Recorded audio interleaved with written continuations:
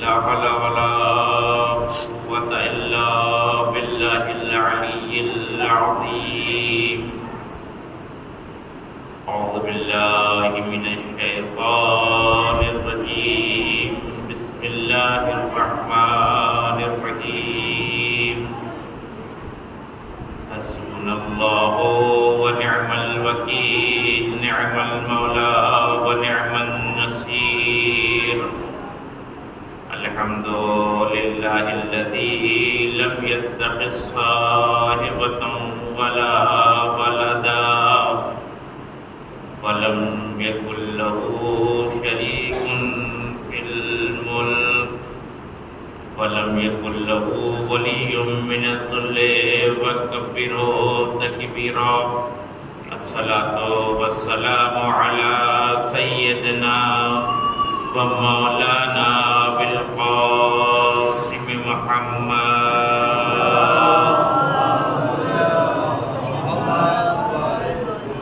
وآله الطيبين الطاهرين المعصومين المظلومين ولعنة الله على أعدائهم أجمعين. أما بعد فقد قال علي بن الحسين عليهم الصلاة والسلام: اللهم صل على محمد وآل محمد بلغ بإيماني أكمل الإيمان واجعل يقيني أفضل اليقين وانتهي بنيتي إلى أحسن النيات وبعملي إلى أحسن الأعمال. اللهم صل على محمد وآل محمد. کونوں مکان کا پروردگار، آفاق اور اس کا کردگار، وہ مالک جس نے دریاؤں کو روانی، درختوں کو قوت نمو، پرندوں کو قوت پرواز، انسان کو قوت عقل اور رسول کو قرآن، امت مسلمہ کو حسین جیسا انسان عطا کرنے والا پروردگار، اس نے اس پوری کائنات کو سجایا اس لیے ہے کہ اس کائنات میں وہ اپنی اسپیشل مخلوق کو بھیجنا چاہتا ہے، اور اس اسپیشل مخلوق کا نام ہے حضرت انسان. ان 4 دن کی مجالس کے سلسلے میں جو موضوع کا انتخاب کیا گیا ہے وہ انسان سازی کے مراحل ہیں، کہ انسان کو انسان بننے کے لیے کن کن مراحل سے گزرنا ہے. یہ انسان کن کن مراحل کو طے کرے گا کہ جب وہ انسان بن جائے گا. انہی چند باتوں کو ان 4 دنوں میں آپ کی خدمت میں عرض کرنا ہے. لیکن ایک مسئلہ بڑا پیچیدہ ہوتا ہے ان افراد کے لیے کہ جو ممبر پہ آتے ہیں بیانات کے لیے، خطابت کے لیے، ذاکری کے لیے، کہ ان کے ساتھ ایک مشکل پیش آتی ہے کہ جب وہ ممبر پہ ہوتے ہیں تو مجمع کم ہوتا ہے اور دھیرے دھیرے مجمع بڑھتا چلا جاتا ہے. اگر ابتدائے کلام میں وہ اصل بحث کو بیان کر دیا جائے تو بعد میں آنے والوں کو یہ شبہ رہتا ہے کہ ہم بات کو سمجھ نہیں پائیں، کیونکہ بات ایک بات سے دوسری بات مرتبط رہتی ہے. اگر مرتبط نہ ہو، میں ایک نقطہ قدیر کے بارے میں پڑھ دوں، ایک دعوت ذوالعشیرہ کے بارے میں پڑھ دوں، ایک کربلا کے بارے میں پڑھ دوں، ایک صفیفہ کے بارے میں پڑھ دوں، تو کوئی مسئلہ نہیں ہوتا بات کو سمجھنے میں. غدیر کا نقطہ الگ ہوگا، ذوالعشیرہ کا نقطہ الگ ہوگا، وہ آپ مطلب کو سمجھ جائیں گے. لیکن جب مطلب ہر مطلب ایک مطلب سے جڑا ہو دوسرے سے، جب تک پہلے مطلب کو نہ سمجھایا جائے دوسرے مطلب تک پہنچنا بڑا مشکل ہو جاتا ہے. لہذا ہم لوگ بھی اس بات کہتے ہیں تمہید، جو کہتے ہیں کہ یہ میری تمہید تھی، یہ تمہید ہوتی اس لیے تاکہ ذہنوں کو آمادہ کر دیا جائے کہ اب ہم اس مطلب کی طرف آگے بڑھ رہے ہیں. ان 4 دنوں کے لیے جو میں نے سرنامہ کلام قرار دیا ہے وہ امام سجاد علیہ السلام کی ایک ایک بہت ہی مشہور و معروف دعا ہے دعائے مکارم الاخلاق. اس دعا کے پہلے 4 سینٹنس کو میں نے انتخاب کیا ہے مراحل انسان سازی کے لیے، کہ امام کی نگاہ میں ایک انسان جب کامل بننا چاہتا ہے تو اسے کن کن مرحلوں سے گزرنا ہوگا. اور اگر اللہ نے توفیق دی تو حضرت کے ان 4 جملوں کی توضیح و تشریح، ظاہر ہے کہ وہ حق تو ادا نہیں ہو سکتا لیکن کوشش کی جا سکتی ہے، کہ ہم عموماً ان دعاؤں کی طرف متوجہ نہیں ہوتے، اور ہمارے ذہن میں جو دعا کا کانسیپٹ ہے وہ صرف اور صرف ملنے کا. ہم مانگتے ہی اس وقت ہے جب ضرورت پڑتی ہے، ورنہ جب ضرورت ختم ہو جاتی ہے تو فرعون بن جاتے ہیں. یہ سوچتے ہیں کہ ہم کو خدا کی ضرورت نہیں ہے، پھر جب ضرورت میں آتے ہیں تو پھر خدا کے پاس چلے جاتے ہیں.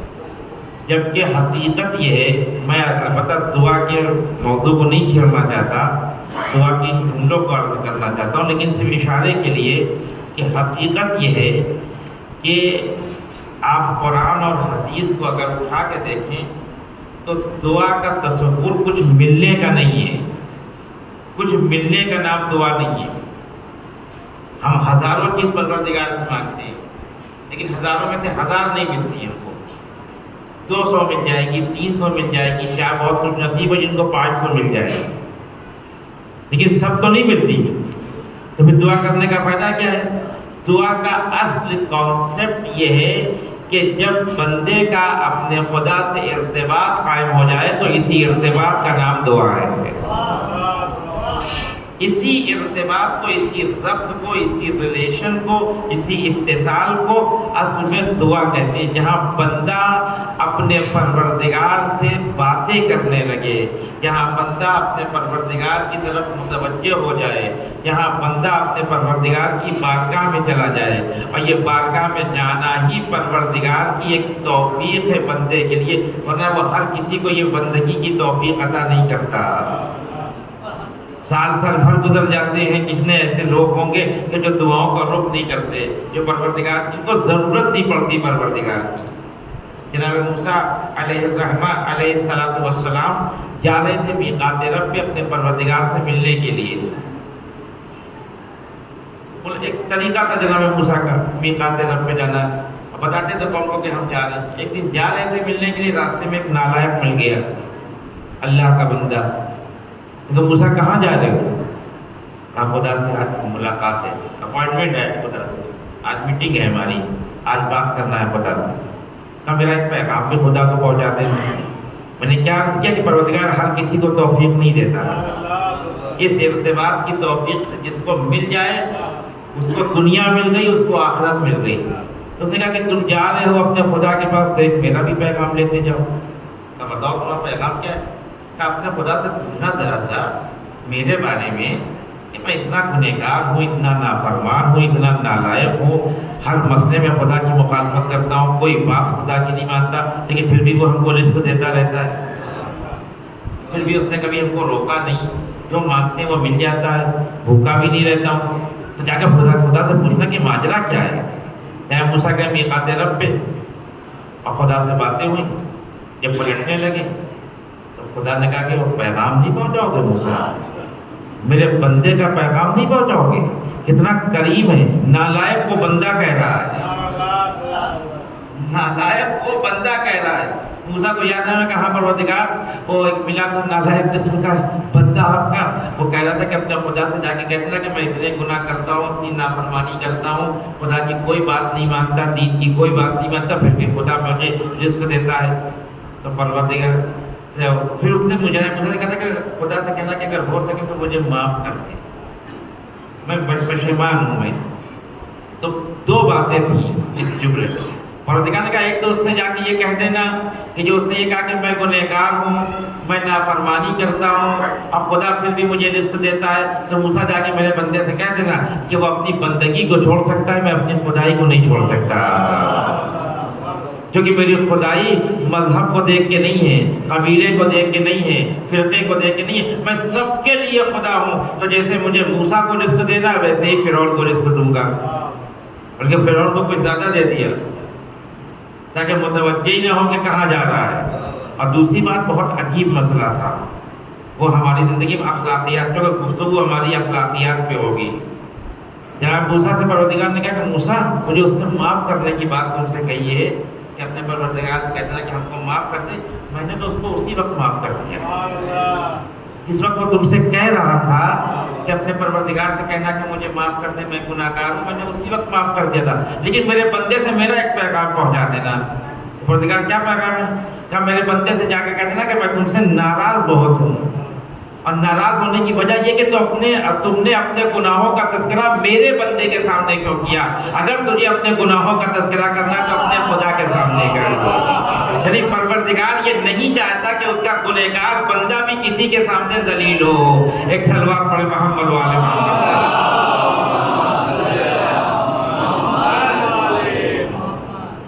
تو خدا اپنی خدائی کو نہیں بھولتا۔ اس نے انسان کو پیدا کیا، یہ پوری کائنات اللہ نے انسان کے لیے بنائی، یہ سجایا ہے جو پوری کائنات کو انسان کے لیے اور انسان کو اپنے لیے۔ خلقت الاشیاء لاجلک وخلقتک لاجلی، اے انسان میں نے تجھے پوری کائنات کو تیرے لیے پیدا کیا ہے اور تجھے اپنے لیے پیدا کیا ہے۔ اب یہاں پہ ایک مسئلہ ہے، میں اشارہ کرتا چلوں کہ پروردگار نے کہا تو صحیح کہا ہوگا، وہ تو جھوٹ بولتا نہیں ہے کہ اگر کائنات کو ہمارے لیے بنایا ہے تو کائنات تو ہمارے اشارے پہ چلتی نہیں ہے، کائنات تو ہمارے اشارے پہ چلتی نہیں ہے۔ بھئی یہ دو پلر ہیں، وہاں پہ کچھ لوگ بیٹھے ہوئے جو مجھے پلر کی وجہ سے نہیں دیکھ پا رہے، اللہ کے بندے ہیں، اللہ نے کائنات ان کے لیے بنائی ہے، اشارہ کرتی ہے پلر ہٹ جاؤ بھائی، ہٹ جاؤ تم، ہم کو دکھائی نہیں دے رہے مولانا، ہٹے گا مسجد ختم ہو جائے گی، یہ یہیں پہ رہے گا۔ تو پھر پروردگار یہ کیسی دنیا ہے جو تم نے ہمارے لیے بنائی ہے؟ خلقت الاشیاء لاجلک، پروردگار آواز دے کہ تم نے ایک جملے کو دیکھا ہے، تم نے دوسرے کو نہیں دیکھا، میں نے دو جملے کہے ہیں، اور پہلا جملہ اس شرط پہ متحقق ہوگا کہ تم دوسرے جملے پہ عمل کرو۔ خلقت الاشیاء لاجلک وخلقتک لاجلی، میں نے کائنات کو تیرے لیے پیدا کیا ہے، تجھے اپنے لیے پیدا کیا ہے، جتنا تو میرا ہوتا جائے گا کائنات تیری ہوتی جائے گی۔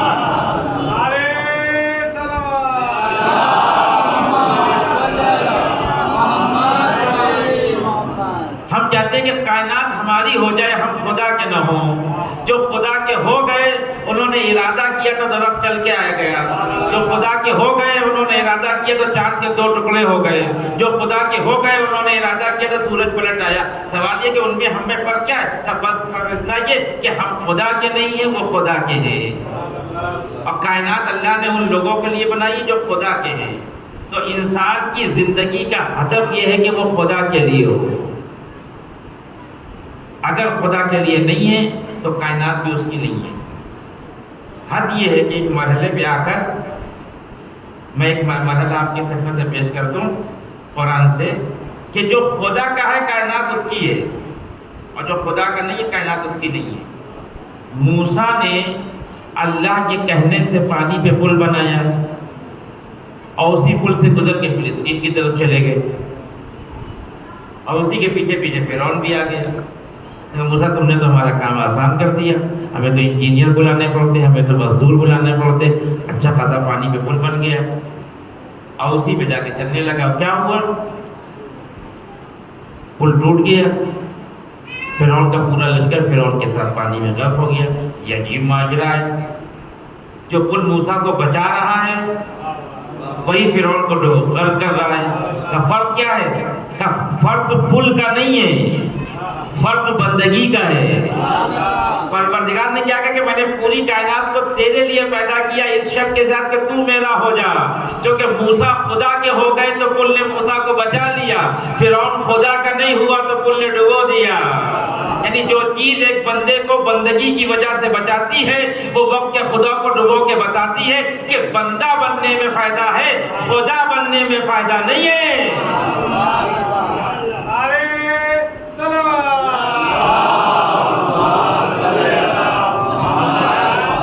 ہمیں سے بہت سے لوگوں کو بڑا شوق رہتا ہے خدا بننے کا۔ خدا بننا یعنی ہم سے بڑا کوئی نہیں ہے، زیادہ پیسہ آ گیا پھر دیکھیے پھر امام باڑا ان کو کنجسٹڈ لگنے لگتا ہے، کہتے ہیں مسجد میں دل نہیں لگتا.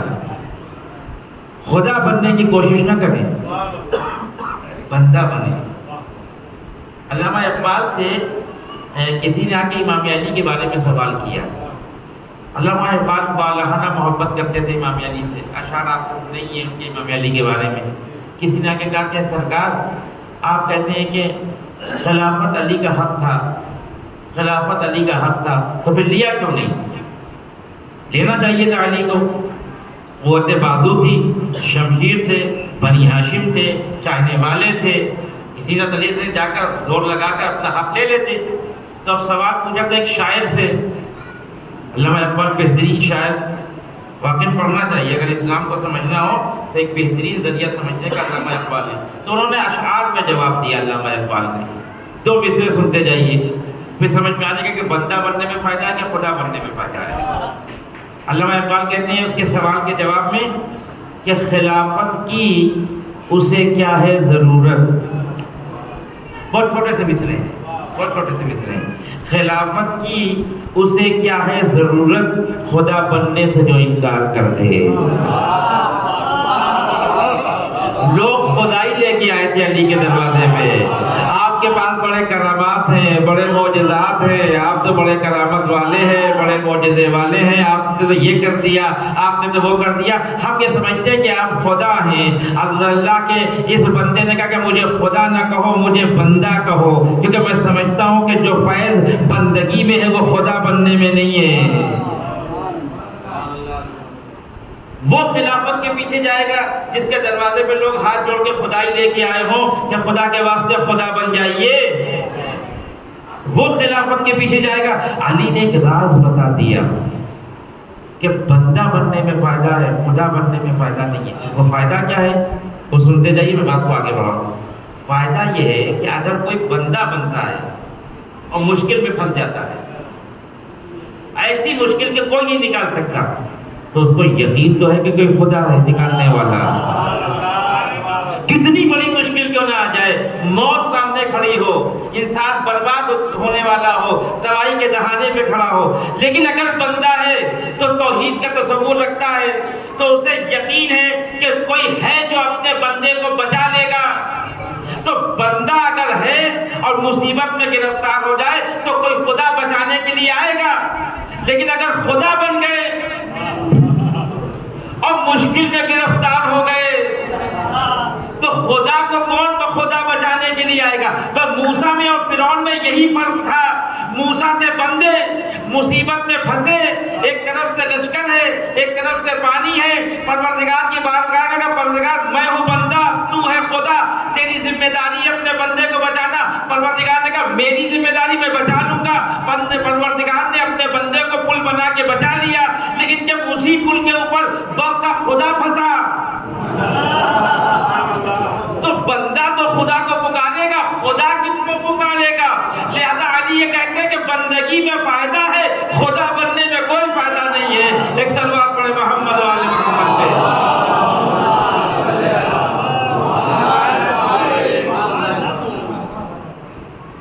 چھوٹے چھوٹے خدا بن جاتے ہیں.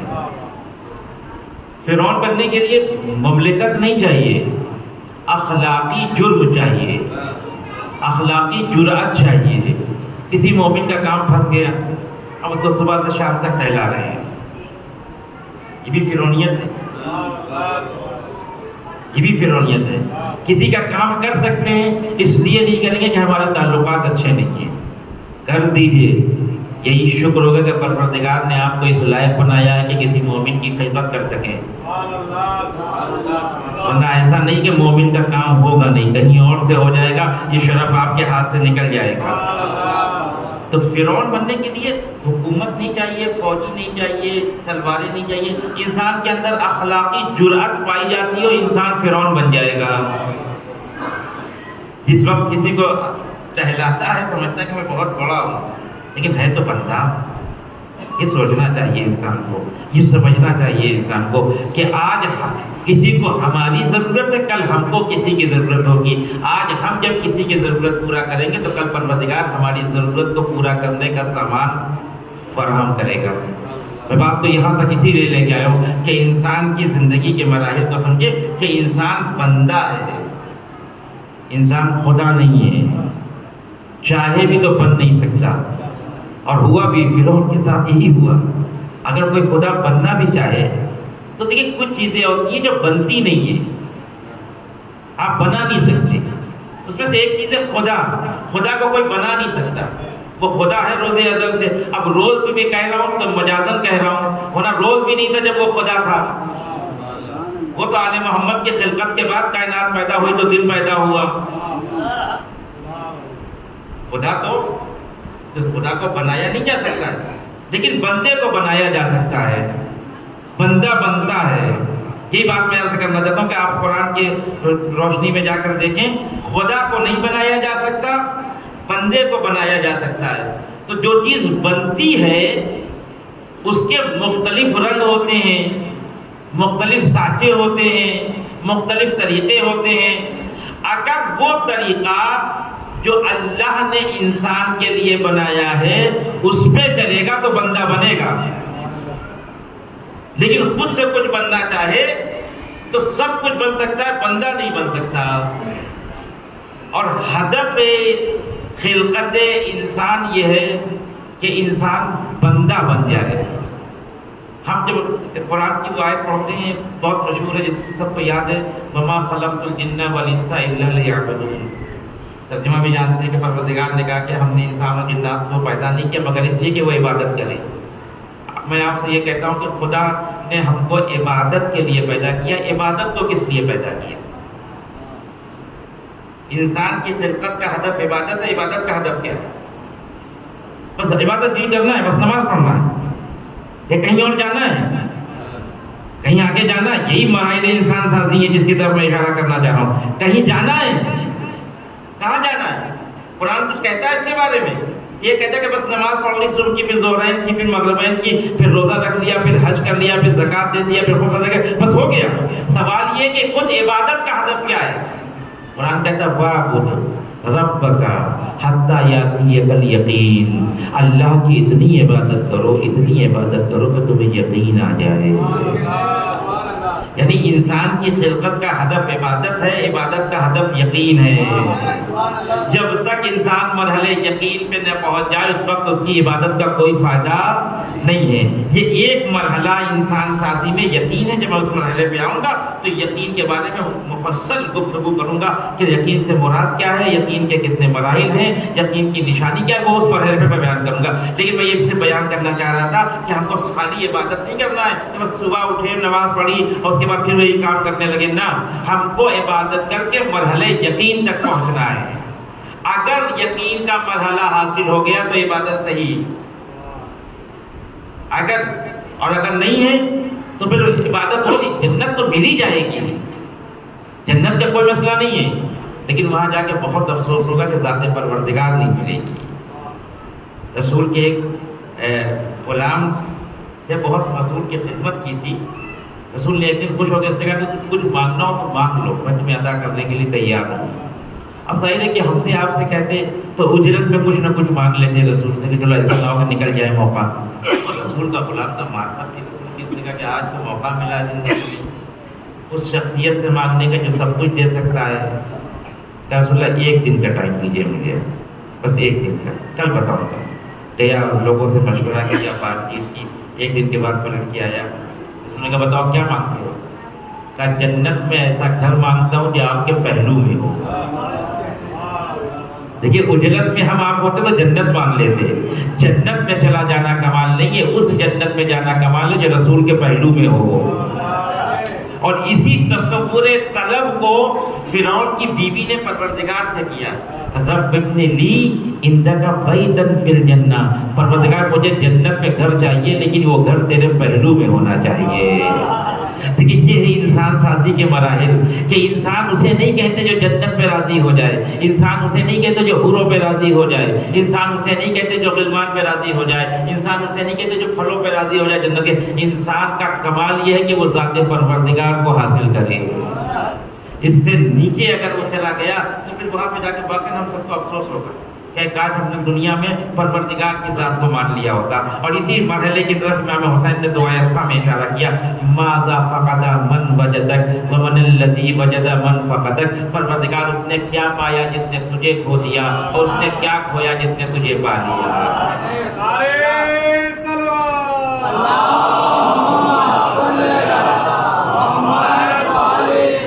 جانے قربان ہو جائیں جملوں کے اوپر. یعنی کلیدی نقطہ بتا دیا امام حسین علیہ السلام نے کہ خدا کو حاصل کرنے کی کوشش کرو، دنیا تو خود بخود چلی آئے گی. کیونکہ دنیا بغیر خدا کے تو ممکن نہیں ہے، لیکن اگر دنیا مل گئی تو ضروری نہیں ہے کہ پروردگار مل جائے. ایک اور صلوات پڑھیں محمد والا.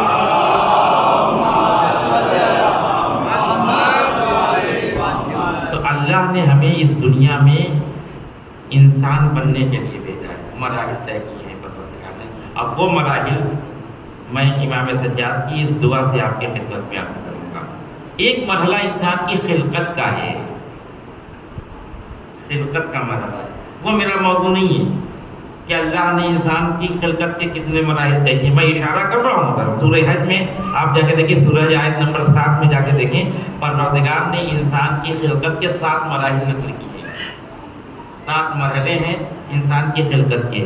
پہلے مرحلے کو پروردگار کہتا ہے کہ ہم نے انسان کو جو پیدا کیا ہے وہ نطفے سے پیدا کیا. نطفہ تھا، نطفے سے پہلے وہ 3 تھا. 3 نطفہ، علقہ، مضغہ. یہ 3 مرحلے ماں کے پیٹ کے. ماں کے پیٹ میں بھی جو جا رہا ہے نطفے کی شکل میں وہ 3 ہے، وہ ہم کو نظر نہیں آتا. اور اب تو آپ مان گئے ہوں گے کہ جو چیز نظر بھی نہیں آتی اس کو ماننا پڑتا ہے کورونا کے بعد. ہاں، وہ لوگ بھی جو دیکھنے کے بہت عادی تھے کہ جب تک دیکھیں گے نہیں تب تک مانیں گے نہیں، جب تک دیکھیں گے نہیں تب تک مانیں گے نہیں. پروردگار نے ایک ایسا مرض لا کے رکھا جو دکھائی نہیں دے رہا تھا لیکن ماننا سب کو پڑ رہا تھا. اور جو لوگ مذاق اڑا رہے تھے کہ کورونا نام کی کوئی چیز نہیں ہے، جب مبتلا ہوئے تو کہہ رہے ہے. اب ہم یقین آ گیا کہ ہے. تو انسان ضروری نہیں کہ ساری چیزوں کو دیکھ لے. 3 نطفہ، علقہ، مضغہ، یہ ایک مرحلہ تھا. اس کے بعد پروردگار کہتا ہے کہ ہم نے اس کو طفل بنایا. یہ 5واں مرحلہ ہے، بچہ. ظاہر کہ کوئی بھی انسان اس دنیا میں جائے گا تو طفل ہوگا، بچہ ہوگا ماں کے پیٹ سے جب باہر آئے گا. 6واں مرحلہ جوانی، بلوغ، حد رشد. اور آخری مرحلہ بڑا خطرناک ہے، وہ سب سے بیکار ہے، جس کو قرآن نے کہا ہے ارذل عمر، بڑھاپا. ارذل جانتے کسے کہتے ہیں؟ ایک لفظ بولا جاتا ہے اراذل و اوباش. یہ جو بدماش گھومتے رہتے ہیں پست قسم کے لوگ، ان کو پست کو اراذل کہتے ہیں. قرآن نے اس آخری مرحلے کو ارذل عمر کا بیکار ہے. یہ عمر ہے لیکن اتنا فائدہ مند نہیں ہے. لیکن جتنی جوانی فائدہ مند ہے اتنا بڑھاپا فائدہ مند نہیں ہے. تو یہ 7 مرحلے قرآن نے نقل کیے. مجھے اس کے بارے میں نہیں بیان کرنا، یہ تو قرآن کی ذمہ داری ہے، یہ پروردگار کی ذمہ داری ہے کہ وہ 3 سے لے کے خود لا کر اس کو ضعیفی تک پہنچائے. اس میں انسان کو کچھ نہیں کرنا ہے. وہ نہ بھی چاہے گا تو اس کو بچہ بننا پڑے گا، وہ نہ بھی چاہے گا تو اسے جوان ہونا پڑے گا، وہ نہ بھی چاہے گا تو اس کو ضعیفی کی منزل تک جانا پڑے گا. اس میں انسان کا اپنا کوئی رول نہیں. کوئی یہ نہیں کہہ سکتا کہ میں ایسی دوائیں کھا لوں گا کہ ضعیف نہیں ہوں گا، میں ایسا کام کروں گا کہ میں بچہ ہی رہوں گا، جوان نہیں ہوگا.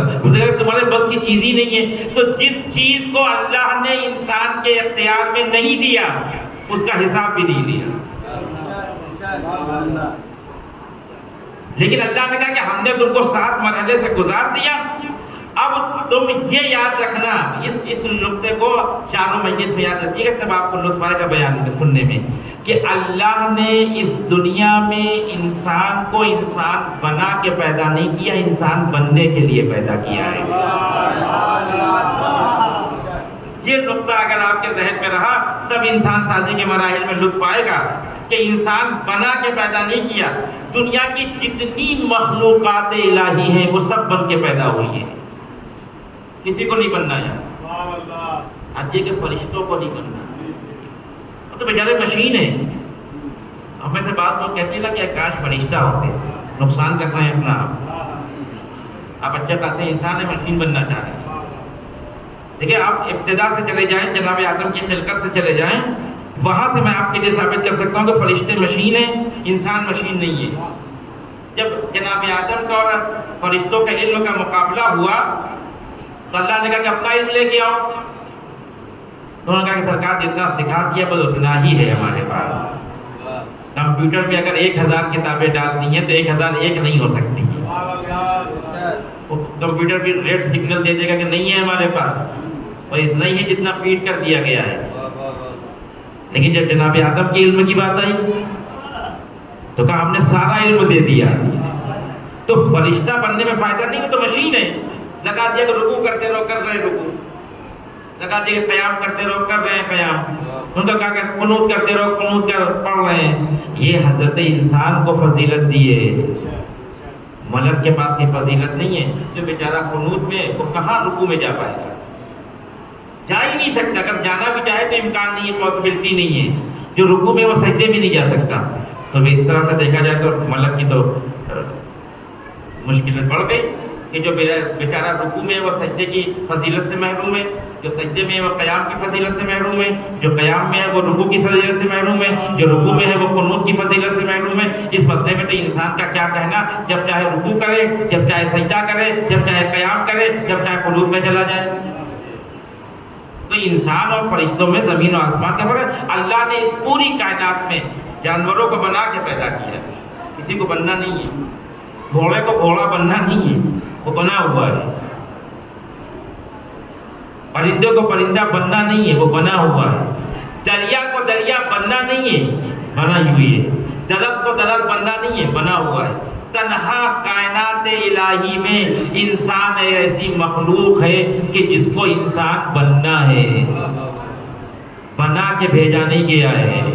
تو جب انسان بننا ہوگا تو بھی بننے کے لیے کچھ لوازمات ہوں گے. پروردگار نے کہا بننا تمہاری ذمہ داری ہے، لوازمات فراہم کرنا ہماری ذمہ داری ہے. بننے کے لیے 2 چیزیں ہیں، میں اس تفصیل میں نہیں جاؤں گا. بننے کے لیے 2 چیزیں چاہیے ہوتی. جب آپ دنیا میں اپنا گھر بناتے ہیں تو 2 چیزوں کی ضرورت ہوتی ہے، میٹیریل کی اور نقشے کی. آپ ایک نقشہ اپنے گھر کا بنا لیں اور اپنے کلیجے سے لگا لیں. اور کوئی کہے کہ سرکار آپ کے پاس گھر ہے؟ کہاں دیکھیے گھر ہے ہمارے پاس، بہت بڑا بنا ہے. کہاں ہے؟ کا نقشہ. ابھی رکھے رہیے اس کو، آپ اسی گھر پہ اسی پہ نقشے پہ سو جائیے. تو اس کے مطلب کہ خالی نقشے سے گھر نہیں. جب تک مٹیریل نہ ہو، اور ایک صاحب بہترین مٹیریل لے کے آ گئے، مضبوط گھر بنوا دیا تاج محل کے مقابلے میں، اور جب حکومت کے لوگ آئے کہ نقشہ دکھائیے، اب وہ تو ہے نہیں. اور اب تو ہندوستان میں گھر گرانا کوئی بڑی بات ہے ہی نہیں. منٹوں سیکنڈوں میں آدمی آتے ہیں حکومت کے، گرا کے چلے جاتے ہیں. اس کے معنی ہے کہ نہ میٹیریل خالی کام آنے والا ہے، نہ نقشہ خالی کام آنے والا ہے. پروردگار نے انسان کو انسان بنانے کے لیے 2 چیزیں رکھی ہیں، میٹیریل انسانیت بھی رکھا ہے، نقشہ انسانیت بھی رکھا ہے. کہ جب میٹیریل کی ضرورت ہو تو قرآن کے پاس جاؤ، جب نقشہ زندگی کی ضرورت ہو تو اہل بیت کے پاس جاؤ. میٹیریل زندگی ہے، اہل بیت نقشہ زندگی ہے. قرآن بتائے گا نماز پڑھنا ہے، اہل بیت بتائیں گے کس طرح نماز کا نقشہ ہوگا. قرآن کہتا ہے حج کرنا ہے، اہل بیت بتائیں گے کہ کیسے حج کرنا ہے. اب ان لوگوں کے حج کا کوئی اعتبار نہیں ہے جو حج کرتے تو ہیں لیکن بغیر نقشے کے. اس نماز کا کوئی اعتبار نہیں جو پڑھتے تو ہیں بغیر نقشے کے. پروردگار کہے گا جب اپنے اعمال کو لے کے جائیں گے کہ کیا بنایا؟ پروردگار ہم نے انسانیت بنائی، ہم انسان بن کے آئے. کہ لاؤ اپنا نقشہ دکھاؤ. کہ وہ تو ہے نہیں ہمارے پاس. کہ ہم بغیر نقشے کے انسانیت کی عمارت کو قبول کرنے والے نہیں ہیں. ایک صلوات پڑھے محمد و آل محمد پہ.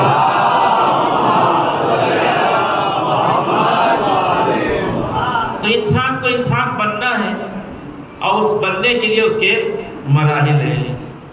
انہی مراحل کی ذمہ داری شریعت نے اپنے کاندھوں پہ لی ہے. ہم تمہیں بتائیں گے کہ تمہیں کیسے بننا ہے. ہم تمہیں بتائیں گے کہ تمہیں اپنی زندگی میں کن کن چیزوں کو اپنے وجود کے اندر داخل کرنا ہے، کن کن چیزوں کو اپنے وجود سے باہر کرنا ہے. جو چیزیں وجود سے باہر کرنا ہے اسے حرام کر دیا، اور جن چیزوں کو وجود کے اندر رکھنا ہے انہیں واجب کر دیا. اچھا ایسا تو نہیں ہے کہ اتنے بس ذوق بھی نہیں ہے آپ کے گھر بنا لیا بس رہنے لگے. سجاتے بھی تو ہیں، گھر کو سجاتے بھی تو ہیں. یہاں پہ یہ شو پیس لگا دیا, وہاں پہ یہ شو پیس لگا دیا, چھتوں میں لا کے جھومر لگا دیا تاکہ دیکھنے میں کچھ اچھا لگے. پروردگار نے کہا کہ ہم جب انسانیت کی عمارت بناتے ہیں تو جو چیز بری تھی اس کو حرام کے نام پہ ہٹا دیا, جو چیز اچھی تھی اس کو ہم نے واجب کے نام پہ رکھ دیا, اور جو چیز تمہارے اندر زینت پیدا کرنے والی تھی اسے مستحب کے نام پہ رکھ دیا.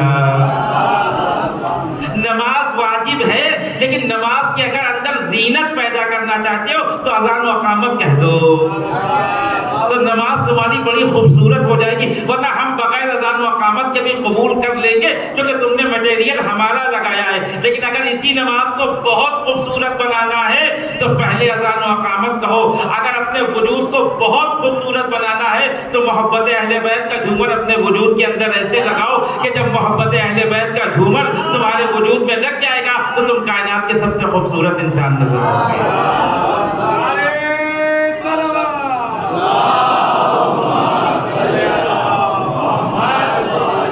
انسان بننا ہے ہم کو, اور انسان بن کے جائیں گے. یا ایھا الانسان انک کادح الی ربک کدحا فملاقیہ.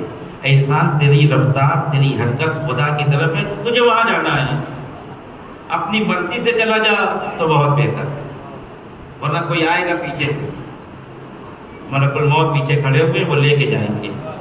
وہاں جانے میں تھوڑی سی مشکل پیش آئے, خود سے جانے میں مشکل پیش نہیں آتی. جب کوئی پیچھے سے پش کرتا ہے تو برا بھی لگتا ہے. کہتے کبھی مسجد میں زیادہ بھیڑ ہو جاتی ہے تبرک پڑھنے میں, اور کوئی پیچھے سے دھکا دیتا ہے تو پلٹ کے دیکھتے ہیں, غصے ہو کے اچھا نہیں لگتا. پش کوئی کرے ہم کو اچھا نہیں, اپنی مرضی سے آگے بڑھتے ہیں تو اچھا لگتا ہے. پروردگار نہیں کہتا, ہم کہتے ہیں تم خود بن کے آؤ. ہم تمہیں مہلت دے رہے ہیں, تم خود بن کے آؤ, لیکن ہم تمہیں مہلت کی مدت نہیں بتائیں گے. ہم یہ نہیں بتائیں گے کہ تمہیں کس عمر میں ہمارے پاس آنا ہے. ہم نے طفل سے شروع کیا اور ضعیفی تک لے گئے تھے. یہ 3 مرحلے خارجی دنیا کے ہیں. اچھا کوئی یہ بھی نہ سوچے کہ ابھی تو ہم بچے ہیں, ابھی تو ہم مریں گے نہیں. نہیں, اللہ نے بچے کو بھی مار کے بتایا کہ ہم بچے کو بھی مار سکتے ہیں. جوانی کی بات آنے کے بعد ایک دم سے غرور پیدا نہ ہو جائے کہ ابھی تو ہم جوان ہیں, ہمارے تو سارے جسم کے اعضاء پورے بھرپور قوت رکھتے ہیں. اللہ نے جوان کو مار کے بتایا کہ ہم جوان کو بھی مار سکتے ہیں, اور ضعیف کو تو مرنا ہی مرنا ہے. ان کو تو کوئی آپشن ہے ہی نہیں, جو ہم سب کو ادھر ہی جانا ہے, کہیں پر تو جانا ہے نہیں. آج آپ ضعیف ہے, کل ہم ضعیف ہو جائیں گے, تو وہاں تو کوئی آپشن ہے نہیں. ان دونوں میں آپشن ہے. سب کو مار کے بتایا پروردگار نے کہ نہیں, ہم سب کو مار سکتے ہیں. لہذا تمہاری ذمہ داری ہے کہ جس دن دنیا میں قدم رکھو اسی دن سے بندہ بننے کی کوشش شروع کر دو.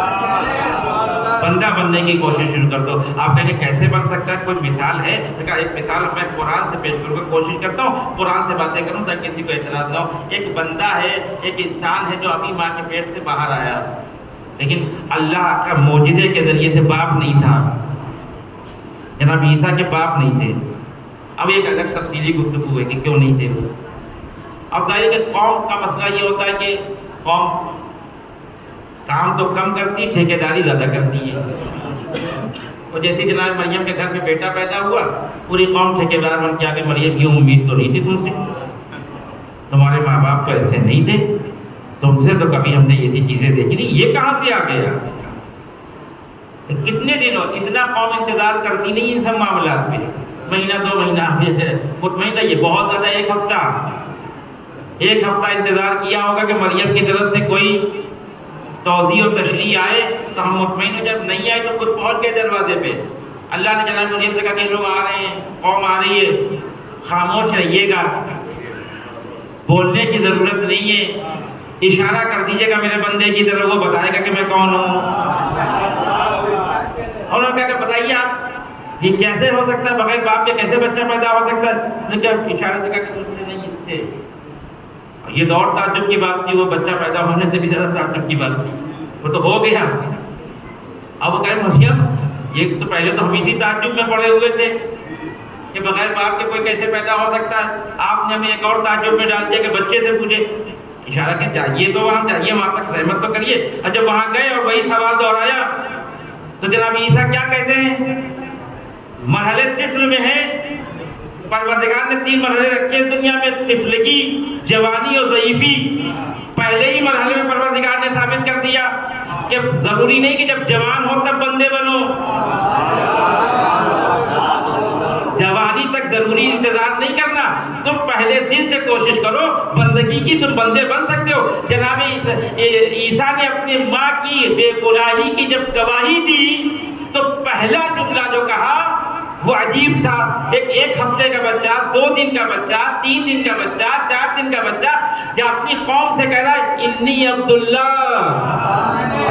آتانی الکتاب وجعلنی نبیا، میں اللہ کا بندہ ہوں، اللہ نے مجھے کتاب عطا کی ہے، مجھے نبوت دی ہے۔ اس کے معنی کہ جب پروردگار نے کمالات کی کوئی حد بیان نہیں کی ہے، کمالات کی کوئی عمر بیان نہیں کی ہے، ہو سکتا ہے کہ 2 دن کے بعد بچہ جو اس دنیا میں آیا ہے وہ اپنی بندگی کا اعلان کر کے بتائے کہ پروردگار کا کام تھا دنیا میں بھیجنا، ہمارا کام تھا بندہ بننا۔ اور کیا آپ نے تو کوئی انتظار میں نہیں بیٹھیے گا کہ جب ریٹائر ہو جائیں گے تب بندے بنیں گے، تب انسان بنیں گے۔ ضروری نہیں کہ ریٹائر ہو پائے، وہاں تک ضروری نہیں ہے کہ وہاں تک چلا جائے۔ جس دن سے شعور بندگی پیدا ہو جائے انسان کے اندر، اسی دن سے بندگی کی پیدا کرنے کی کوشش کرنا شروع کر دے۔ انسان جس حد تک انسان بنتا چلا جائے گا، انسان بنتا چلا جائے گا، وہ بندہ بنتا چلا جائے گا، بندہ بنتا چلا جائے گا، بندہ بنتا چلا جائے گا، اور ایک منزل وہ آئے گی۔ لیکن جناب عیسیٰ نے ایک بہت زبردست لفظ استعمال کیا ہے۔ جناب عیسیٰ نے یہ نہیں کہا کہ انا عابد انی عبداللہ، میں عبد ہوں۔ بات یہاں تک آ گئی تو اس لطافت کو بھی آپ کے خدمت میں عرض کر دوں۔ ہم جب نماز پڑھتے ہیں تو ہمیں کیا کہا جاتا ہے؟ نہیں، کوئی کسی کو عبد نہیں کہتا، کہتے ہیں یہ عابد ہیں۔ جب ہم نماز پڑھتے ہیں، عبادت کرتے ہیں تو عابد بنتے ہیں۔ عابد کے معنی کیا ہوتے ہیں؟ عبادت کرنے والا۔ عبد کے معنی کیا ہے؟ عبادت کرنے والا۔ تو دونوں میں فرق کیا ہے پھر تو جناب عیسیٰ بھی یہ بھی کہہ سکتے تھے کہ میں عابد ہوں۔ عبد کیوں کہا؟ ایک لطافت ہے ان دونوں جملوں میں۔ جب انسان نماز پڑھ کے فارغ ہو جائے اور یہ سمجھتے کہ میں عبادت نہیں کر رہا ہوں، تو جو کبھی عبادت کرے اور کبھی نہ کرے وہ عابد ہوتا ہے۔ 2 رکعت نماز پڑھ کے ہم عابد بن جاتے ہیں، 4 رکعت نماز پڑھ کے ہم عابد بن جاتے ہیں، لیکن جس کی پوری زندگی عبادت ہو، اس لیے کہ جب ہم ابھی آپ یہاں پہ بیٹھے ہوئے، بہت سادہ سی مثال ہے، آپ یہاں پہ بیٹھے ہوئے یہ عبادت ہو رہی ہے، ذکر اہل بیت، ذکر پروردگار آپ سن رہے ہیں، سب عابد ہیں۔ ابھی جب مجلس ختم ہوگی تبرک لے کے اپنی گاڑی کو اسٹارٹ کریں گے، جب گاڑی پہ بیٹھیں گے تو عابد ہوں گے؟ نہیں ہوں گے نا۔ جب گھر چلے جائیں گے تو عابد ہوں گے؟ نہیں ہوں گے۔ جب کھانا کھا رہے ہوں گے تو عابد ہوں گے؟ نہیں ہوں گے۔ جب بستر پہ سو رہے ہوں گے تو عابد ہوں گے؟ نہیں ہوں گے۔ کیونکہ ہماری زندگی کا صرف ایک حصہ عبادت سے منسلک ہے تو ہم کو عابد کہا جاتا ہے، عبد نہیں کہا جاتا۔ لیکن جس کی زندگی کا ہر مرحلہ عبادت پہ جا کے ختم ہو، وہ بیٹھا ہو تو عبادت کر رہا ہو، وہ کھڑا ہو تو عبادت کر رہا ہو، وہ اونٹ پہ بیٹھا ہو تو عبادت کر رہا ہو، وہ گھر میں جا رہا ہو تو عبادت کر رہا ہو۔ حد یہ ہے کہ وہ بستر پہ سو رہا ہو تو مرضی الہی کا سودا کر رہا ہو۔ تو جس کی پوری زندگی عبادت کے سانچے میں ڈھلی ہو وہ عابد نہیں ہوگا، وہ عبد ہوگا۔ اور پروردگار نے عابد کو معراج پہ بلانے کا وعدہ نہیں کیا ہے، پروردگار نے عبد کو معراج پہ بلانے کا وعدہ کیا ہے۔ اسریٰ باللیل بعبدہ، میں رات میں اپنے عبد کو لے گیا۔ اس لیے کہ جب پروردگار کی بارگاہ میں کوئی جا رہا ہے تو اس سفر کو بندگی میں طے کرنا ہے، سوتے ہوئے طے نہیں کرنا ہے۔ جو عابد ہے وہ کبھی کرتا ہے کبھی نہیں کرتا، لیکن عبد ایسا نہیں ہے۔ جناب پیچھے نے کہا میں عبد ہوں، میں عابد نہیں ہوں، میں اللہ کا بندہ ہوں۔ میری زندگی کا کوئی ایسا مرحلہ نہیں ہے جو بندگی سے خالی ہو۔ جب انسان اس مرحلے پہ پہنچ جاتا ہے تو خدا اپنے خاص فرشتے سے کہتا ہے کہ میرے عبد کو لے کے آؤ میری بارگاہ میں۔ ورنہ ہم یہی بیٹھے رہتے ہیں عبادت کر کے۔ ہم کبھی گئے آسمانوں پہ؟ نہیں گئے، کیونکہ ہم عبد نہیں ہیں، ہم عابد ہیں۔ اور اللہ نے ہمیں عابد بنانے کے لیے پیدا نہیں کیا، عبد بننے کے لیے پیدا کیا ہے۔ ایک صلوات پڑھیں محمد والے محمد۔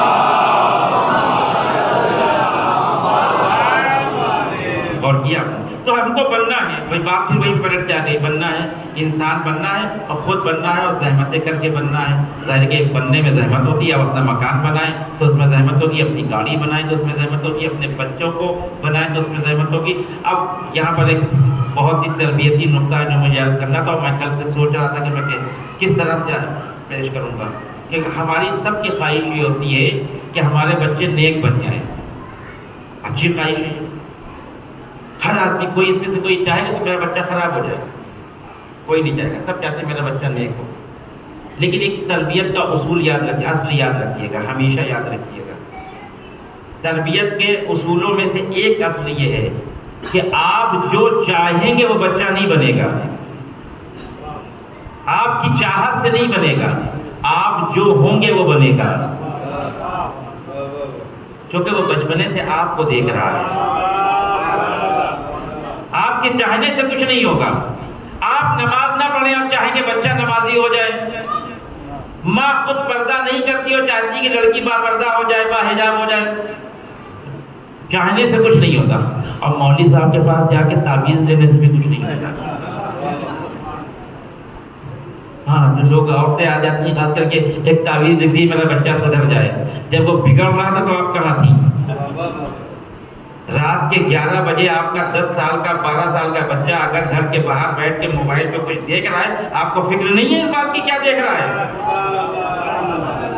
آپ اس بات کا انتظار کر رہے ہیں یا کر رہی ہیں کہ کب وہ برباد ہو جائے تب ہم متوجہ ہوں پھر مولانا کے پاس جائیں تعویذ کے لیے؟ مولانا خود ہی اپنے بچوں سے پریشان ہیں.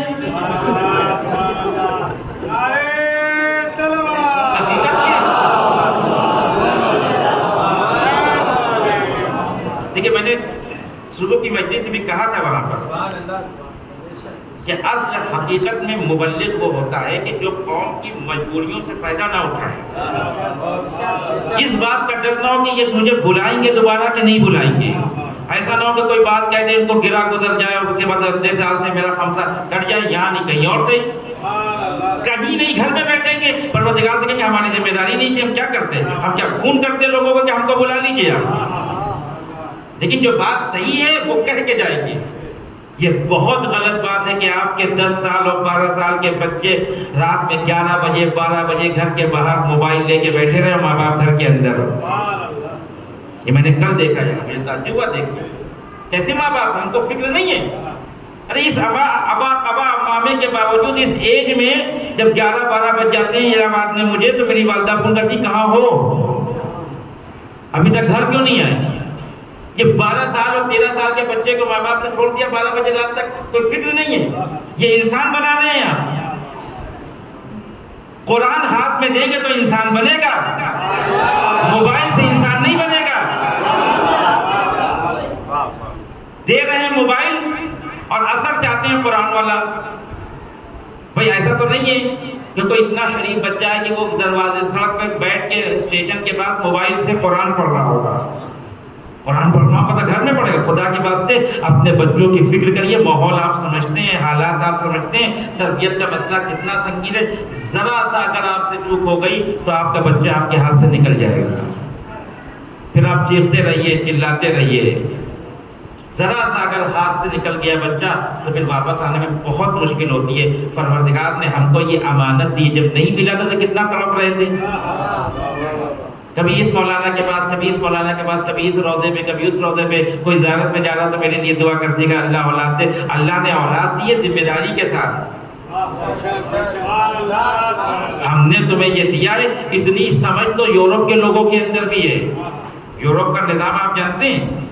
یورپ میں بچوں کے لیے میڈیکل اور ایجوکیشن بالکل فری ہے. آپ کو یورپ والوں کو ماں باپ کو یاد نہیں رہتا کہ بچے کا دانت کب نکل رہا ہے. فون آتا ہے حکومت کی طرف سے کہ بچے کا فلاں دانت نکلنے والا ہے، آئیے چیک اپ کے لیے. اصل کسی طرح کی کوئی ٹینشن نہیں ہے. جتنی ویکسین لگنا ہے حکومت خود بلائے گی آپ کو. وقت پر فون آئے گا آپ کے پاس، میسج آئے گا کہ ٹائم ہو گیا، تشریف لے آئیے اپنے بچے کو لے کے. کیونکہ یورپ والے کہتے ہیں کہ یہ بچہ جو آپ کے پاس ہے یہ ہماری امانت ہے آپ کے پاس. اب وہاں سے تھوڑا سا مسئلہ ہے. آپ اپنے بچے کو مار بھی نہیں سکتے یورپ. میرے ایک دوست تھے سویڈن میں رہتے تھے، انہوں نے اپنے بچے کو مار دیا، اس کے ہاتھ پہ زخم آ گیا. 3 بچے تھے. اب اس نے خیال نہیں کیا بچے نے. اب وہ یہی اسکول چلا گیا دوسرے دن. ٹیچر نے دیکھا یہ کیا ہوگا, بابا نے مار دیا. دوسرے دن گھر پہ پولیس آئی. اس نے کہا کہ آپ کو حق نہیں ہے بچے پالنے کا, یہ ہم نے اپنی امانت آپ کے پاس دی تھی, ہم امانت واپس لے رہے ہیں. تب جب یورپ والوں کے اندر اتنا شعور ہے کہ اگر بچوں کو امانتاً دے سکتے ہیں تو پروردگار نے بھی بچے ہم کو امانت کے طور پہ دیے. ہماری ذمہ داری کہ ان کو انسانیت کے راستے پہ لگائیں, شیطانیت کے راستے پہ نہ لگائیں. خدا کے واسطے اپنے بچوں کو واچ کریے. یہ زمانہ بہت خراب زمانہ ہے. آپ تصور نہیں کر سکتے کہ میرا بچہ ادھر ادھر گھوم رہا تو صحیح گھوم رہا ہوگا. نہیں, آپ ہر وقت اس سے پوچھیں. حد یہ کہ وہ مجلس سے آ رہا ہو تو آپ پوچھیں کہ سن کے کیا آ رہا, تاکہ معلوم ہو کہ اندر بیٹھا تھا کہ باہر کھڑا تھا. کیا جی, مجھے تو بہت تعجب ہوا کل دیکھ کے. چھوٹے چھوٹے بچے, ہر کسی کے پاس ایک موبائل. ماں باپ بھی فری ہیں بالکل. اب تو عجیب مرحلہ آ گیا ہے. پہلے یہ ہوتا تھا کہ چھوٹے بچے کھانا نہیں کھاتے تھے, تو کھانا کھلانا ایک جہاد ہوتا تھا. نانی چلی آ رہی ہیں, دادی چلی آ رہی ہیں, پھوپھی چلی آ رہی ہیں, ماں پیچھے جا رہی ہے, تو نہیں کھائیں گے, بڑی مشکل سے تھوڑا سا کھلاتے تھے. اب تو آسان طریقہ آ گیا, کھانا لا کے ساتھ میں موبائل. اب موبائل پہ کیا دکھا رہے ہیں آپ اسے؟ Chhota Bheem, Tom and Jerry, He Man, Batman. پھر وہ جب تھوڑا سا بڑا ہوتا ہے تو معلوم کیا کرتا ہے, وہ ایک چادر اٹھاتا ہے, پیچھے باندھتا ہے اور پلنگ کے اوپر چڑھ کے وہیں سے کودتا ہے. پھر کیا ہوگا, ہی مین بن گئے ہم. ظاہر ہے کہ بچپنے سے ہی مین دکھائیں گے تو وہ علی اکبر بننے کی خواہش نہیں کرے گا. آپ ہی مین دکھائیں گے تو وہ ہی مین بنے گا, آپ سپر مین دکھائیں گے تو سپر مین بنے گا. اور یقین مانیے یہ سارے کردار جھوٹے ہیں. دنیا میں نہ کوئی ہی مین ہے, نہ سپر مین ہے, نہ کوئی چھوٹا بھیم ہے, نہ کوئی ٹام اینڈ جیری ہے. یہ سب خیالی کردار ہے. لیکن اسلام نے جو کردار تربیت کے لیے پیش کیے ہیں سب حقیقی کردار ہیں.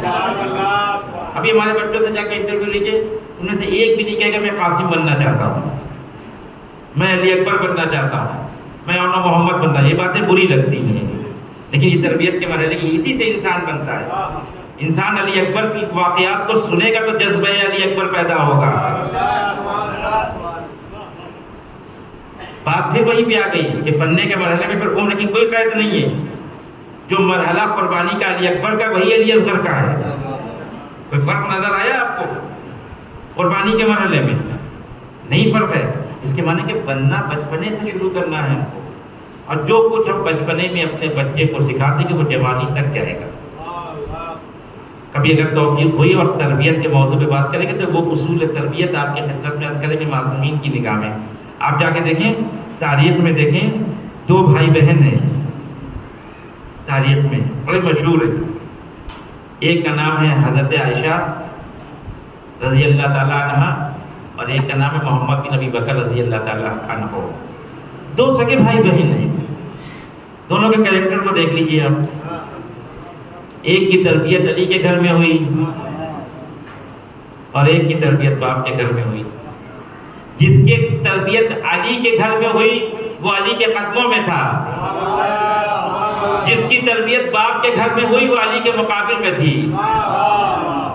یہ ثبوت ہے کہ تربیت جیسی آپ اپنے بچے کی کریں گے بچہ ویسا ہی بنے گا. آپ سگریٹ پیئیں گے تو بچہ بھی سگریٹ آپ کے سامنے نہ پیے, کبھی کبھی آدھی سگریٹ پھینک دیتا ہے اتنی جلدی میں, وہی اٹھا کے پی لے گا. آپ گٹکا کھائیں گے تو وہ بھی کھانے لگے گا. آپ نماز نہیں پڑھیں گے تو وہ بھی نماز نہیں پڑھے گا. آپ نماز پڑھیں گے تو وہ بھی نماز پڑھے گا. آپ بچوں کو بھیجتے ہیں نا مدرسے قرآن پڑھنے کے لیے, کتنی باتیں سمجھاتے ہیں بچوں کو کہ بیٹا قرآن پڑھنے کا بڑا ثواب ہے, قرآن پڑھنے سے برکت پیدا ہوتی ہے, قرآن پڑھنے سے خدا راضی ہوتا ہے, مولوی صاحب تم کو ٹافی دیں گے, جو اچھی بات ہے, اچھے بچے جاتے ہیں پڑھنے کے لیے. وہ چلا جاتا ہے کیونکہ سمجھا رہے ہیں ماں باپ, اور تھوڑا سا فورس بھی کر رہے ہیں کہ نہیں گئے تو پھر مار بھی پڑے گی. لیکن وہ پورے راستے یہ سوچ کے جاتا ہے کہ جب قرآن پڑھنے کے اتنے فائدے ہیں تو یہ خود کیوں نہیں پڑھ رہے ہیں. میں معاشرے کی بات کر رہا ہوں, میں ہوا میں باتیں نہیں کر رہا ہوں. میں اگر اتنی اچھی بات ہے قرآن پڑھنا تو پھر ماں باپ کو تو پڑھنا چاہیے. خود نہیں پڑھتے بچے کو قرآن پڑھا رہے ہیں, پڑھ لے گا وہ لیکن قرآن کی وادی میں اترے گا نہیں.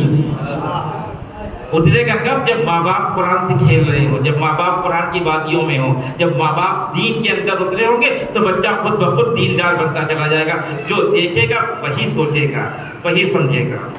اور یہ بات خالی ہماری اور آپ کی نہیں ہے. مرحوم علامہ مرتضیٰ عسکری مسکین بھائی نے ہم سے یہ کہا ہے کہ آپ پڑھیے. ٹائم کی مدت نہیں دی ہے مجھے، کیونکہ جب میں بیٹھا تھا تو اتنا مجمع نہیں تھا، تو اس کی پینالٹی تو لگے گی آپ کے اوپر. مرحوم علامہ مرتضیٰ جعفری کی ایک کتاب ہے، بہت عظیم شخصیت گزری ہے، بہت عظیم شخصیت گزری ہے. انشاءاللہ اگر اگلے سال زندگی رہی آنا ہوا تو میں علماء کی خدمات آپ کی خدمت میں بیان کروں گا کہ دین کے تحفظ میں علماء کی خدمات کیا رہے ہیں. اس میں سے ایک خدمت علامہ مرتضیٰ عسکری صاحب نے کی ہے. عظیم انسان، تاریخ کا آیت اللہ اور مرجع سمجھ لیجیے آپ. ایک سے ایک کتابیں لکھی ہیں. ایک کتاب ہے نقش عائشہ در تاریخ اسلام، زبردست کتاب. دوسری کتاب جس کا حوالہ میں دے رہا ہوں، نقش ائمہ در احیاء دین، یعنی دین کے زندہ کرنے میں معصومین کا کردار کیا ہے. اس میں ایک روایت نقل کرتے ہیں یہ تربیت کے حوالے سے. فرماتے ہیں کہ الولد سعید سعید فی بطن امہ وشقی شقی فی بطن امہ. بچہ ماں کے پیٹ سے نیک پیدا ہوتا ہے اور ماں کے پیٹ سے برا پیدا ہوتا ہے. یعنی نیو اس کی ماں کے پیٹ میں پڑ جاتی ہے. اگر ماں اچھی ہے تو 9 مہینہ جو پیٹ میں رکھ رہی ہے اس کے اثرات بھی اچھے ہوں گے. لہذا آپ جا کر علماء سے پوچھیں، کتابیں لکھی ہیں ایرانیوں نے 9 مہینے کے پورے پروگرام کو لکھ کے دیا ایک ماں کو کہ جو ماں بننے کے مرحلے میں ہے، پہلے مہینے میں یہ کرنا ہے، دوسرے مہینے میں یہ کرنا ہے، تیسرے مہینے میں یہ کرنا ہے. 9 مہینے تک کے ساری غذائیں، سارے ذکر، ساری ترتیب. اب ماں سے کہا جاتا ہے کہ اب آپ ٹی وی نہیں دیکھ سکتی، جیسے کہ آپ نہیں دیکھ رہی ہیں، بچہ دیکھ رہا ہے. اور یہ بات کہ بچہ ماں کے پیٹ میں بات کو سمجھتا ہے، سنتا ہے، یہ خالی ہمارے مکتب فکر کی نہیں ہے، یہ ہندوؤں میں بھی ہے. اب آپ تو مجھ سے زیادہ پڑھے لکھے، میں تو دنیاوی تعلیم میں بالکل نہیں ہوں، سنی سنائی بات کر سکتا ہوں. مہابھارت میں ایک مرحلہ پیش آیا تھا کہ جب کوروں نے ایک چکرویو بنایا اور ادھر سے کہا کہ اگر کسی کی ہمت ہو تو آگے توڑ کے دکھائے، تو کوئی توڑنے والا نہیں تھا. تو ارجن کے بیٹے نے کہا کہ میں توڑوں گا. ماں نے کہا تم کو کس نے سکھایا؟ تم کو تو کسی نے سکھایا نہیں، میں نے تو دیکھا نہیں کہ تم کو کسی نے چکرویو توڑنا سکھایا ہو. تو اس نے کہا کہ ماں جب میں پیٹ میں تھا اور بابا آپ کو یہ واقعہ بتا رہے تھے کہ کیسے چکرویو کو توڑا جاتا ہے، تو وہاں میں نے اس چیز کو سیکھا ہے. یہ ہندوؤں کی بات کر رہا ہوں، وہ معتبر ہونا ہو ہم سے اس سے مطلب نہیں ہے، لیکن میں بتانا چاہتا ہوں کہ بچے کا ماں کے پیٹ میں کچھ سیکھنا سمجھنا یہ صرف ہمارے مکتب فکر تک محدود نہیں ہے. لیکن وہ بھی دیکھیے اس نے کیا کہا کہ ماں میں چلا تو جاؤں گا، نکل نہیں پاؤں گا. یعنی ماں کی سماعتیں بچے کی تربیت کر رہی ہیں، ماں کی نگاہیں بچے کی تربیت کر رہی ہیں. ماں جو دیکھ رہی ہے بچہ دیکھ رہا ہے، ماں جو سن رہی ہے بچہ سن رہا ہے. کہ کیوں نہیں؟ کہ اس لیے کہ جب بابا چکرویو سے نکلنے کا طریقہ بتا رہے تھے تو آپ سو گئی تھی. جب آپ نے سننا بند کر دیا تو ہم نے سننا بند کر دیا، جب آپ نے دیکھنا بند کر دیا تو ہم نے دیکھنا بند کر دیا. الولد سعید سعید فی بطن امہ وشقی شقی فی بطن امہ. بچہ ماں کے پیٹ سے معلوم ہو جاتا ہے کہ سعید پیدا ہوا کہ شقی پیدا ہوا ہے. اور اگر یہ مرحلہ پیش نہ آتا تو علی جیسے بہادر کو کسی بہادر عورت کی ضرورت کیا تھی؟ علی جیسے بہادر کو. لیکن کہہ رہے بھائی ایک بہادر خاندان کی عورت بتاؤ جس سے میں شادی کروں تاکہ ایک بہادر بیٹا پیدا ہو. یعنی فقط باپ کی صفت کافی نہیں ہے، بچے کے اچھے ہونے کے لیے ماں کی صفت کا بھی ہونا بہت ضروری ہے. وہ یہی وجہ ہے کہ اسلام نے ماں کے اوپر زیادہ ذمہ داری ہے کہ تم بچے کو انسان بناؤ گی. یہ حقیقت ہے، ہمیں انسان بننا ہے. بس آج کی بات تو یہیں پہ روکنا. اپنے بچوں کا خیال رکھیں خدا کے واسطے، ٹائم دیں. ایسا نہیں ہے کہ گھر میں بیٹھے ہوئے بچے گھوم رہے ہیں. انہیں حسینی بنائیں، انہیں جذبہ پیدا کریں کہ علی اکبر جیسا کردار پیدا ہو. کیونکہ دین کو آگے بہت ضرورت ہے. ہمارے ان بچوں کو جب جوانی کے مرحلے میں آئیں گے تو دین کو بہت ضرورت ہے ان کی. آپ جانتے ہیں ایران عراق کی جنگ میں ایک 13 سال کا بچہ تھا، جس کا نام تھا حسین فہمیدہ. فہمیدہ کے معنی سمجھدار کیا، اور نام حسین۔ اس کا کرامات جانتے ہیں آپ؟ ایک محاذ جنگ پر ایران کے فوجی شکست کھا رہے تھے عراق کے فوجیوں سے، وہ بچہ اپنی قربانی اس طرح سے بیچی کہ ٹینک کے نیچے آ کے پورے ٹینک کو اڑا دیا اس نے، اور شکست خوردہ جنگ فتح میں تبدیل ہو گئی۔ صبح میں نے کیا کہا تھا کہ مسلمانوں نے جنگ جیتی تھی اور مال غنیمت کی وجہ سے شکست کھا گئے۔ ایک 13 سال کا بچہ جس کا نام حسین فہمیدہ ہے، وہ ہاری ہوئی جنگ کو اپنی زندگی قربان کر کے کامیابی میں تبدیل کر رہا ہے۔ امام خمینی نے جانے کیا کہا تھا حسین فہمیدہ کے لیے؟ اس کے نوٹ کے اوپر تصویریں بھی بنتی ہیں حسین فہمیدہ کی۔ امام خمینی نے کہا کہ میں ایرانیوں کا رہبر ہوں، یہ بچہ میرا رہبر ہے۔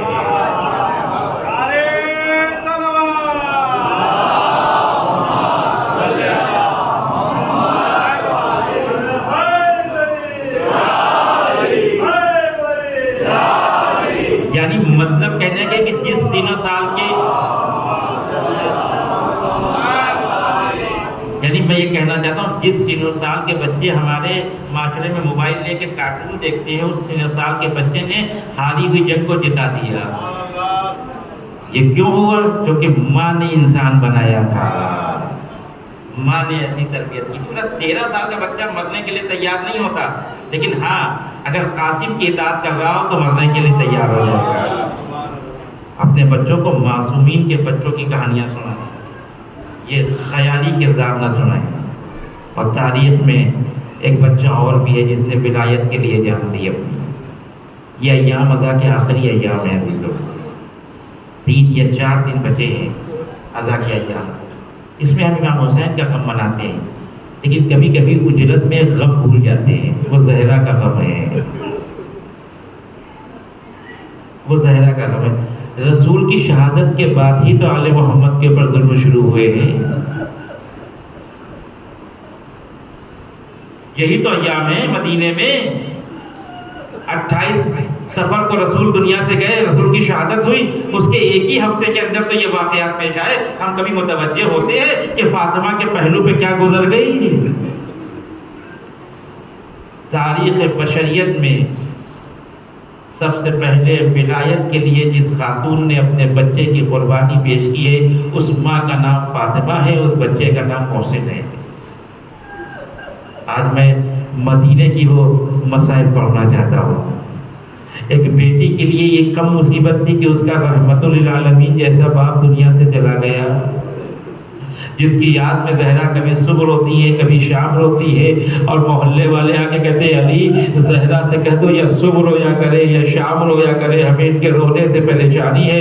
اللہ اکبر، اس رسول کی بیٹی ہے جس نے ان کو صاحب ایمان بنا دیا، آج اس کی بیٹی اپنے باپ کا گریہ کر رہی ہے، اپنے باپ پہ گریہ کر رہی ہے، تو محلے والے آ کے کہتے ہیں ارے مدینے والے پہلے بھی تو گھر آتے ہوں گے فاطمہ کے، اے مدینے کے رہنے والوں تمہیں شرم نہیں آئی؟ ایک لوتی بیٹی اپنے باپ کا ماتم کر رہی ہے اور تم آ کے کہہ دو علی اپنی زوجہ سے کہہ دو یہ باپ کے اوپر صبح روئے یا شام روئے۔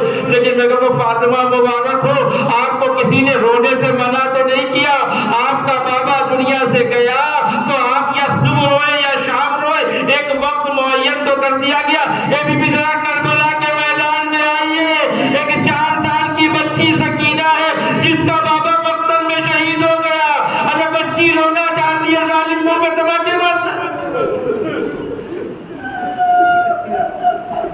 یہ عجیب ایام ہے مدینے میں عزیزو، رسول دنیا سے چلے گئے۔ رسول کے جانے کے بعد عرب کا طریقہ یہ ہے، عرب کا طریقہ یہ ہے کہ جب کوئی مرتا ہے کسی کے گھر میں تو محلے والے اس کے گھر 3 دن تک کھانا پہنچاتے ہیں، اور صاحب عزا 3 دن تک چولہا نہیں جلاتا، اس کے گھر میں آگ روشن نہیں ہوتی۔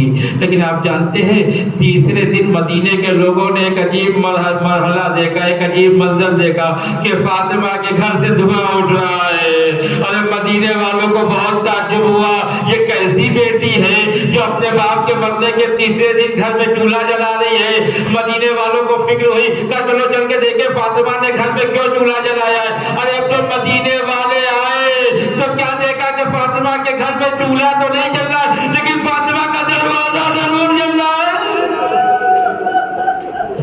ارے وہ دروازہ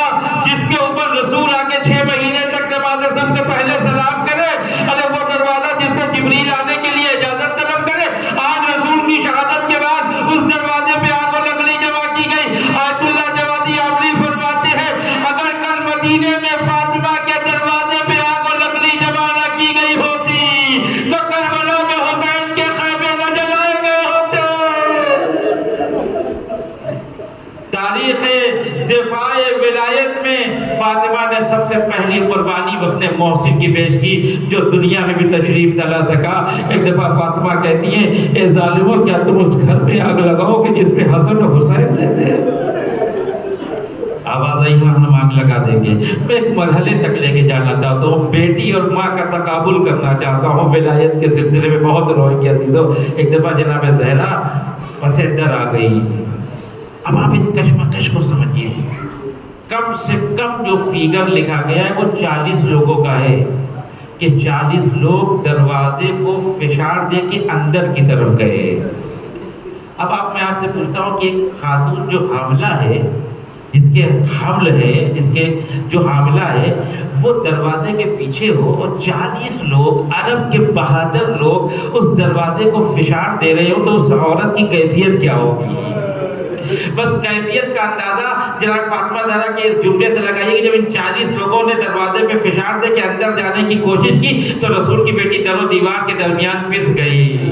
در و دیوار کے درمیان پس گئی۔ بس ایک جملہ کا فضا جلدی آؤ میرا محسن مارا گیا، اے فضا میرا محسن دنیا سے چلا گیا۔ یہ علم غیب سے نہیں بتا رہی تھی جناب زہرا، یہ وہ جو کیفیت طاری ہوئی تھی۔ ارے کوئی ایسی عورت جو اس مرحلے میں ہو، اگر اس کو در و دیوار کے بیچ میں پیس دیا جائے تو وہ یہی کہے گی میرا بچہ مارا گیا، میرا پہلو ٹوٹ گیا۔ لیکن ہمارے لاکھوں سلام ہو دفاع ولایت فاطمہ پہ، محسن کی شہادت پیش کر دی، اپنے پہلو کو شکستہ کروا لیا، لیکن علی کی کمر پہ ہاتھ ڈال کے علی کو پکڑ لے، ہم علی کو لے جانے نہ دیں گے۔ اور ایک طرف سے لوگ علی کو کھینچ رہے، دوسری طرف سے فاطمہ ہے جو دفاع ولایت میں ایک ظالم نے ایسا وار ہاتھ میں کیا کہ فاطمہ کا ہاتھ کمر سے جدا ہوا۔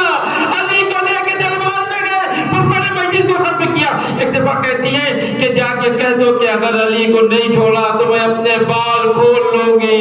بس فاطمہ نے یہ کہا تھا، مسجد نبوی کی دیواریں بلند ہونے لگی۔ علی نے فوراً سلمان کو بھیج کے کہا جا کے رسول کی بیٹی سے کہہ دو یہ کام نہ کرے ورنہ قیامت آ جائے گی، یہ دنیا تباہ ہو جائے گی۔ میں کہوں گا بی بی آپ نے بات کہی تھی تو مسجد نبوی کی دیواریں بلند ہو گئی، ذرا کوفہ و شام کے بازار میں آئیے۔ خدا آپ کی آوازوں پہ رحمت نازل کرے۔ فاطمہ نے جتنی کوشش ہو سکتی تھی کر لی تاکہ ولایت کو بچا لے۔ علی بچ کے گھر میں آ گئے، فاطمہ خوش ہو گئی، محسن کی شہادت دی میرے کام آ گئی، پہلو شکستہ ہوا میرے کام آ گیا، منہ پہ تماچا کھایا میرے کام آ گیا، گھر جلایا گیا میرے کام آ گیا، میں نے اپنے وقت کے ولی خدا کو بچا لیا۔ اور یہ حق ہے کہ ایسی ماں کی ایسی ہی بیٹی ہونا چاہیے جو بیٹی ماں فاطمہ کی آغوش میں پلی ہو، جس کی تربیت فاطمہ نے کی ہو۔ تو زینب نے دیکھا ہوگا میری اماں نے امام وقت کو بچانے کے لیے کتنی قربانی دی۔ اور یہی مرحلہ جب بیٹی کے اوپر کربلا میں پیش آیا تو بیٹی نے خیمہ چھوڑا، ایک بلندی میں آئی، کیا دیکھا وقت کا امام سجدے میں ہے، ظالم خنجر لے کے آگے بڑھ رہا ہے، ماں کی یاد آ گئی، تربیت کا اثر سامنے آ گیا۔ اے اماں آپ نے وقت کے امام کو بچایا تھا، اے اماں میں بھی وقت کے امام کو بچانے کے لیے بلندی میں آ گئی۔ بس ایک چھوٹا سا فرق ہے، ماں بھی نکلی تھی ولایت کو بچانے کے لیے، بیٹی بھی نکلی ولایت کو بچانے کے لیے، ماں بھی نکلی وقت کے امام کو بچانے کے لیے، بیٹی بھی نکلی وقت کے امام کو بچانے کے لیے۔ لیکن اے فاطمہ مبارک ہو، علی کو بچا کے لے آئی، لیکن بیٹی بلندی میں رہی۔ ایک بھائی سجدے میں تھا، حسین نے کہا بہن واپس جاؤ، زینب خیمے میں آئی، حسین کے گلے پہ خنجر جل گیا، فرات کا پانی لے دو اجلا۔ اے فاطمہ آپ نے وقت کے امام کو بچا لیا، لیکن آپ کی آغوش میں تربیت پانے والی بیٹی اپنے وقت کے امام کو نہ بچا سکی۔ حسین کا سر نو کے سنا پہ بلند ہو گیا۔ انا للہ و انا الیہ راجعون۔ پروردگار تجھے واسطہ محمد و آل محمد کا ہماری اس مختصر سی ادا کو قبول فرما۔ جو لوگ مخلوقوں کے قرضوں کو دور فرما، جو لوگ حج ذات کے مشتاق ان کو حج ذات سے مشرف فرما۔ علماء کرام، مراجع کرام، انقلاب اسلامی کا سایہ ہمارے سروں پہ باقی رکھ۔ پروردگار انقلاب اسلامی ایران کی حفاظت فرما، شر پسندوں کو کیفل کردار تک پہنچا۔ پروردگار تجھے واسطہ محمد وال محمد کا ہماری عزاداری کو قبول فرما۔ پروردگار ہمیں توفیق دے کہ ہم اہل بیت کی سیرت پہ عمل کر کے خود کو اور اپنے بچوں کو تربیت یافتہ بنا سکیں۔ پروردگار تجھے واسطہ محمد وال محمد کا امام زمانہ کے ظہور میں تعجیل فرما، ہم کو ان کی آواز و انشاء میں شامل فرما۔ ربنا وتقبل دعاء انک انت السمیع العلیم وتب علینا انک انت التواب الرحیم۔ ایک بار سورہ حمد اور 3 بار سورہ توحید کی تلاوت کا سید علی حسین ابن سید اشرف حسین، نظر عباس ابن مجید علی، گلزار فاطمہ بنت محبت حسین اور وہ افراد جو پچھلے سال تک ہمارے ساتھ رضا خانے میں تھے اور